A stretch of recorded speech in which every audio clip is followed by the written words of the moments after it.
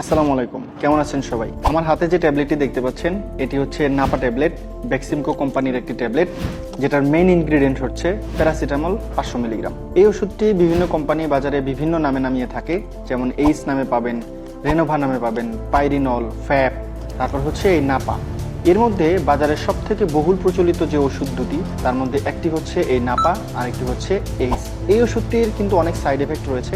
এখন আমি আপনাদেরকে যতই বলি যে ওষুধ আপনারা খাবেন না, এটার এই সাইড এফেক্ট রয়েছে, এই সাইড এফেক্ট আছে, তাহলে কিন্তু আপনারা আমার কথা শুনবেন না। তাহলে আমার করণীয় কি? আমার করণীয় হচ্ছে, যেহেতু আপনারা শুনবেন না, সেহেতু আপনাদেরকে সচেতন করা যে আপনি আসলে এই ওষুধটি কখন এবং কিভাবে খাবেন। তো আজকের ভিডিওর মূল আলোচনার বিষয় হচ্ছে যে এই যে প্যারাসিটামল ট্যাবলেটটি আপনারা দেখতে পাচ্ছেন, যেটা নাপা নামে বেক্সিমকো কোম্পানি তৈরি করে থাকে, এটিরই মূলত 5টি ভেরিয়েন্ট বাজারে অ্যাভেলেবল রয়েছে। সাপোজিটরি দিয়ে 6টি এবং সাথে কিন্তু সিরাপও পাওয়া যায়। তো এর বেস ভেরিয়েন্ট হচ্ছে নাপা, দেন হচ্ছে Napa rapid, Napa extra, Napa extend এবং নাপা 1। তো এই যে প্যারাসিটামল জাতীয় ওষুধ, এটারই এই 5টা ভেরিয়েন্ট বানানোর কারণ কি? নিশ্চয়ই এই 5টার আলাদা আলাদা ব্যবহার রয়েছে। আপনারা অনেকেই জ্বর আসলেই নাপা এক্সট্রা খান, ঠান্ডা লাগলেও নাপা খান, শরীর ব্যথা হলেও নাপা খান।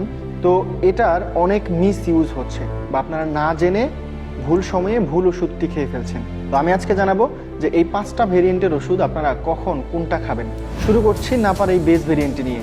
এটার মধ্যে রয়েছে হচ্ছে 500 মিলিগ্রাম প্যারাসিটামল। মানে এটা হচ্ছে আপনারা যাদের ওজন 50 কেজির নিচে, বা যাদের জ্বর হচ্ছে বা শরীর ব্যথা হচ্ছে, মাথা ব্যথা হচ্ছে, তারা কিন্তু এই নাপা ওষুধটি খেতে পারেন।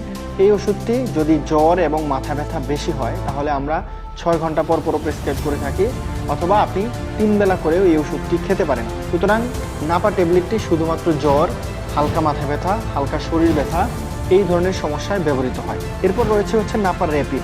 র্যাপিড নাম শুনেই বুঝতে পারতেছেন যে এটা খুবই দ্রুত কাজ করে। ধরুন আমার জ্বর এখন 104 ডিগ্রি সেলসিয়াস, এখন আমার টেম্পারেচার দ্রুত কমানো উচিত, কিন্তু আমি যদি এখন এই শুধু নাপা ট্যাবলেটটা খাই, তাহলে এটা হজম হতে এবং এটা কাজ শুরু করতে একটু বেশি সময় নেবে। ততক্ষণে আমার টেম্পারেচার আরও বেড়ে যেতে পারে, আমার শরীর আরও খারাপ হয়ে যেতে পারে। তো আমাকে কি করতে হবে? তখন আমাকে খেতে হবে হচ্ছে নাপা র্যাপিড। নাপা র্যাপিডেও কিন্তু 500 মিলিগ্রাম প্যারাসিটামল রয়েছে, কিন্তু ওইটাতে একটা অন্যরকম টেকনোলজি ইউজ করা হয়েছে, যেটা কারণে এটা হচ্ছে দ্রুত ডাইজেশন হয় এবং দ্রুত আমাদের রক্তে পৌঁছে যায় এবং আমাদের টেম্পারেচার কমায়।